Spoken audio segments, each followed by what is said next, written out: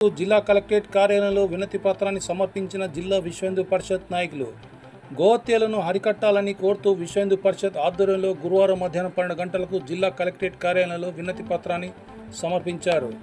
ఈ సందర్భంగా వారు మాట్లాడుతూ జిల్లా సరిహద్దులో ప్రత్యేక పోలీస్ చెక్పోస్టులను ఏర్పాటు చేసి గోవులను రవాణా చేస్తున్న వారిపై కఠిన చర్యలు తీసుకోవాలని, రాష్ట్రంలో చట్టవిరుద్ధంగా కొనసాగుతున్న గోవధశాలను తక్షణమే మూసివేయాలని కోరుతూ జిల్లా కలెక్టరేట్ కార్యాలయ ఏఓకు వినతి పత్రాన్ని సమర్పించారు విశ్వ హిందూ పరిషత్ నాయకులు.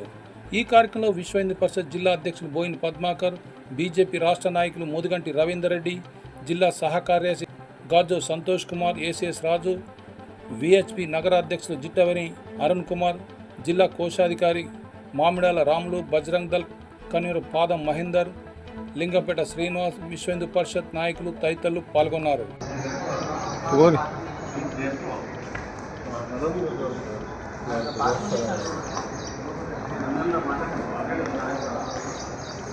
హిందూ బంధువులకి నమస్కారం.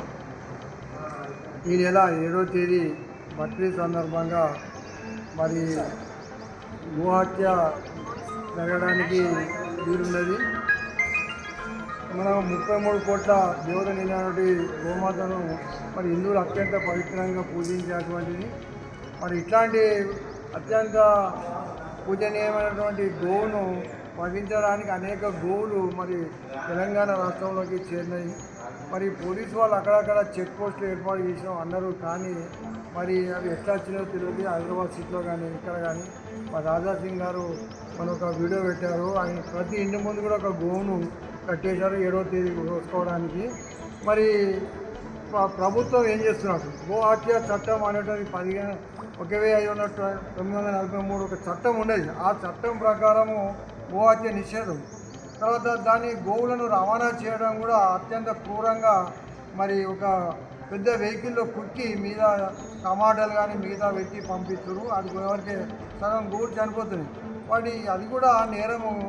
మరి గోహత్యను మరి ఆపడానికి ప్రభుత్వం కృతనిశ్చయంతో పనిచేసి పోలీసు వాళ్ళు మరియు వెటర్నరీ డాక్టర్లతో ఒక ప్రత్యేక బృందాన్ని ఏర్పాటు చేసి గోవు కాకుండా మిగతా వాటినే వధించుకోవడానికి అనుమతింది. కాబట్టి గోహత్యను నిర్వహించడానికి ప్రభుత్వం కృతనిశ్చయంతో పనిచేయాలని విశ్వ హిందూ పరిషత్ జగిత్యాల జిల్లా తరఫున కోరుతున్నాం. తెలంగాణలో గోహత్య నిషేధ చట్టాన్ని ఖచ్చితంగా అమలు చేయాలని చెప్పి ఈరోజు విశ్వ హిందూ పరిషత్ నుండి కలెక్టర్ గారికి వినతి పత్రం ఇవ్వడం జరిగింది. బక్రీద్ సందర్భంగా గత అనేక సంవత్సరాలు మనం చూస్తాము, అనేక గోవులు బలవుతూ ఉన్నాయి. మరి గోహత్య చట్టం అనేది అనేక సంవత్సరాలు మనకు ఉన్నా కూడా దాని ఇంప్లిమెంటేషన్ లేక అనేకటువంటి దారుణాలు జరుగుతున్నాయి, మన కళ్ళ ముందు జరుగుతున్నాయి. హిందువుల యొక్క ఒక దైవంతో సమానంగా మనము గోమాతను పూజ చేస్తాం. గోవు అంటే దాదాపు 33 కోట్ల దేవతల ఆవాహకంగా మనం భావించి పూజ చేస్తాం. అటువంటి గోమాతను మరి ఈరోజు అత్యంత దారుణమైన పరిస్థితి మనం తెలంగాణ రాష్ట్రంలో చూస్తున్నాం. దీనికి అందరికీ కారణం ఈ ప్రభుత్వం ఏదైతే చట్టాన్ని సరిగ్గా ఉపయోగించుకోకపోవడం, అనేక మంది విశ్వ హిందూ పరిషత్ కార్యకర్తలు, హిందూ బంధువులు అక్రమంగా రవాణా కాబడుతున్నటువంటి గోవులను ఆపినప్పుడు వాళ్ళ మీద కూడా. జై శ్రీరామ్. ఈరోజు విశ్వ హిందూ పరిషత్ జిల్లా శాఖ ఆధ్వర్యంలో బక్రీద్ సందర్భంగా గోవులను హత్య చేయడం చట్టరీత్యా నేరమని, గోవులను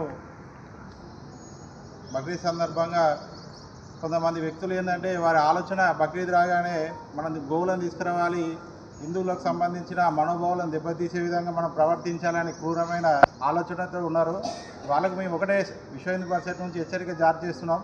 వారు అలాంటి ఆలోచనని ఇక్కడ నుంచి అయినా మీరు మీ మెదడుల నుంచి తీసేస్తే బాగుంటుంది.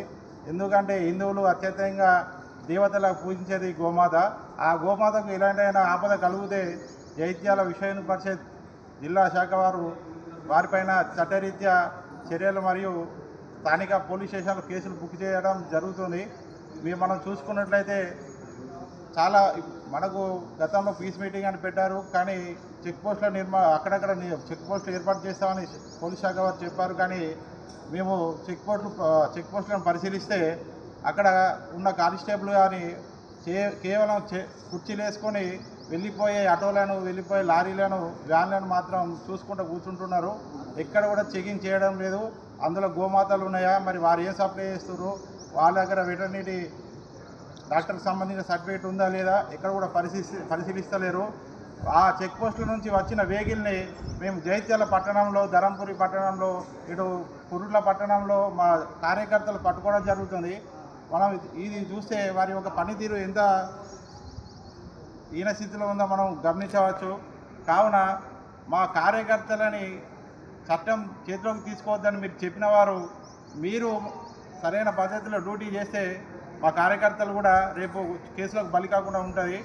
కావున మేము పోలీస్ వ్యవస్థను కోరేది ఒకటే. ఈరోజు మన సామాజిక మాధ్యమంలో చాలా చూస్తున్నాము, గోవులను తరలిస్తూ టమాటా ట్రేలు అడ్డం పెడుతున్నారు. వాళ్ళు ఒక కారులో 3 ఆవులను తరలిస్తున్న వీడియో చాలా బాధాకరమైన దృశ్యం. అది సోషల్ మీడియా రావడం జరిగింది. ఈ విధంగా వారు పోలీస్ వ్యవస్థని వాళ్ళు కంటి కలిపి